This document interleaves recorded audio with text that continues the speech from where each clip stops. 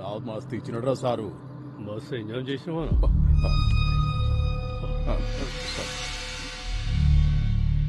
మన వాళ్ళు ఎంతమంది ఉన్నారా? 20 మంది ఉన్నాం సార్. పార్టీకి వచ్చిన అందరినీ పంపించేయండి. సరే సార్. మన వాళ్ళు ఒక్కొక్క చోటు దాక్కమని చెప్పి నా కొడుకు తీస్మార్ ఖాన్ వచ్చిన వెంటనే కాల్చి పాడతప్పండి. గట్లనే సార్.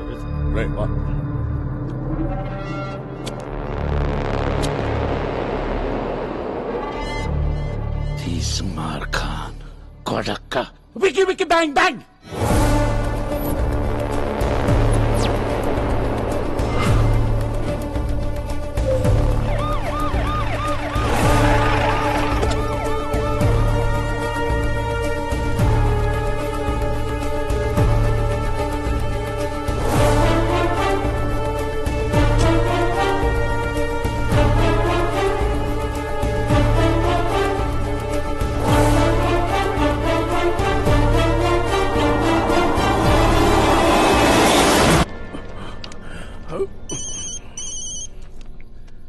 అన్నా ఈడు చచ్చిండన్నా.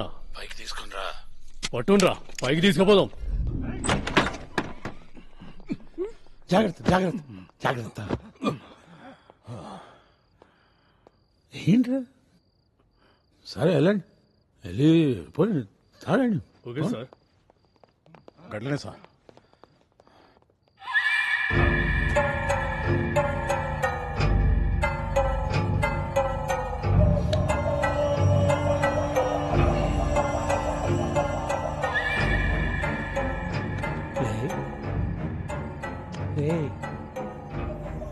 పిచ్చోడు తయారయ్యా సాలా, పిచ్చోడు. ఇదంతా నేను ఆడిన ఆట అని చెప్పి మీకు అర్థం కాదు. వీడి అమ్మ చచ్చిపోతే పాప మా జీజా గారు చెప్పాడు అనుకున్నారు, కానీ వీడి అమ్మ చావు వెనుక ఉంది నేనేనని చెప్పి వీడికి తెలియదు. ఎవరికి తెలియదు? అసలు వీళ్ళకే తెలియదు.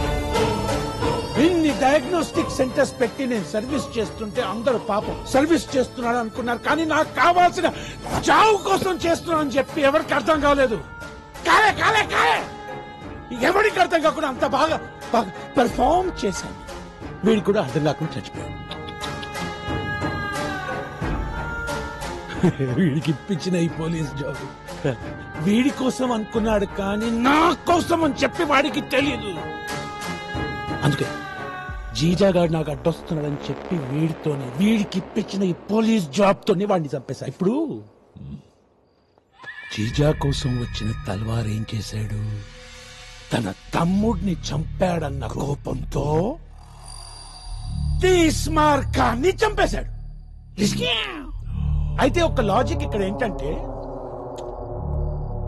డబ్బు కోసం చేసే ఏ తప్పునైనా డబ్బే కాపాడుతుంది, కాబట్టే ఏ తప్పునైనా చేసి డబ్బులు సంపాదించొచ్చు.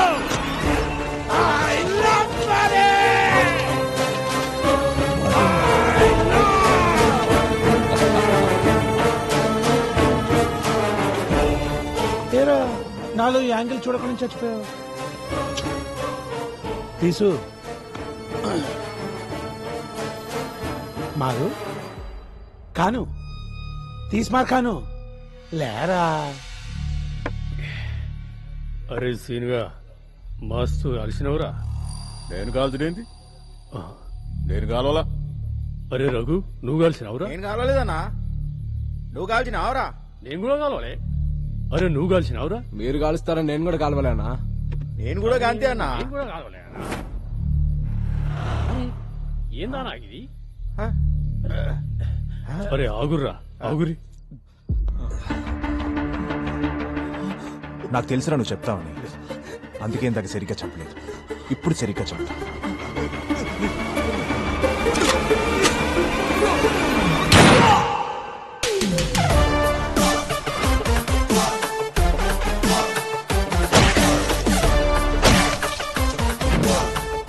అయితే ఆడు సావలేదా?